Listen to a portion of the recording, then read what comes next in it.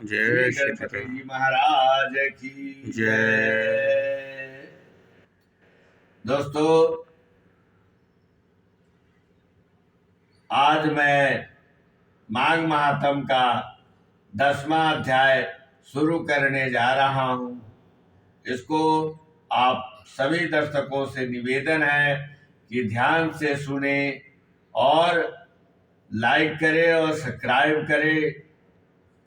और शेयर जय करें श्री राम। चलो, और शेयर करें। और शेयर करें। यमदूत कहने लगे कि हे वेश्य, एक बार भी गंगा जी में स्नान करने से मनुष्य सब पापों से छूटकर अत्यंत शुद्ध ही हो जाता है।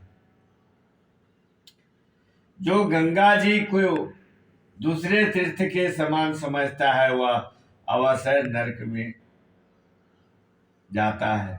भगवान के चरणों में उत्पन्न हुई गंगा जी के पवित्र जल को श्री शिव जी अपने मस्तक में धारण करते हैं। वह ब्रह्म जो संदेह रहित प्रकृति से अलग और निर्गुण है, ब्रह्मांड में उसकी समानता किससे हो सकती है। गंगा जी का नाम हजारों योजन दूर से ही लेने वाला नरक में नहीं जाता, इसलिए मनुष्य को अवश्य मेव गंगा जी में स्नान करना चाहिए। हे वैश्य, जो ब्राह्मण दान लेने का अधिकारी होकर भी दान नहीं लेता, वह आकाश के नक्षत्र में चंद्रमा के समान है। जो कीचड़ से गौ को निकालता है, जो रोगी की रक्षा करता है, या जो गौशाला में मरते हैं, वे आकाश में तारागण होते हैं। प्रणाम करने वाले मनुष्य सदैव उत्तम गति को प्राप्त होते हैं। प्रांत समय स्नान के पश्चात जो 16 प्रणाम करते हैं वह घोर पापों से बच जाते हैं। जो पराई स्त्री को माता समान मानते हैं वह यम की यातना को नहीं भोगते। जो मन से भी कभी पर स्त्री का चिंतन नहीं करता, वह दोनों लोगों को अपने अधीन करता है। जो पराये धन को मिट्टी के समान समझता है वह स्वर्ग में जाता है। जिसने क्रोध को जीत लिया मानो उसने स्वर्ग को ही जीत लिया। जो माता पिता की सेवा देवता तुल्य करता है वह यम द्वार नहीं देखता, और जो गुरु की सेवा करते हैं वह ब्रह्मलोक को प्राप्त होते हैं। शील की रक्षा करने वाली स्त्री धन्य है। शील भंग करने वाली यमलोक जाती है।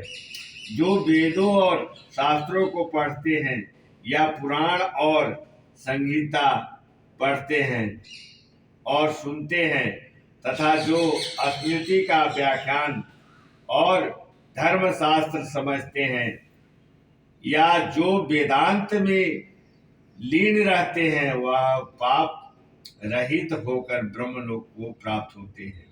जो अज्ञानियों को वेद शास्त्र का दान देते हैं वे देवताओं से भी पूजित होते हैं। यमदूत ने कहा कि हे वैश्य, श्रेष्ठ यमराज ने हमको वही आज्ञा दे रखी है कि तुम किसी वैष्णव को मेरे पास मत लाना। हे वैश्य, पापी लोगों को इस संसार रूपी नरक को पार करने के लिए भगवान की भक्ति के सिवाय दूसरा कोई उपाय नहीं। भगवान की भक्ति न करने वाले मनुष्य को चंडाल के समान समझना चाहिए।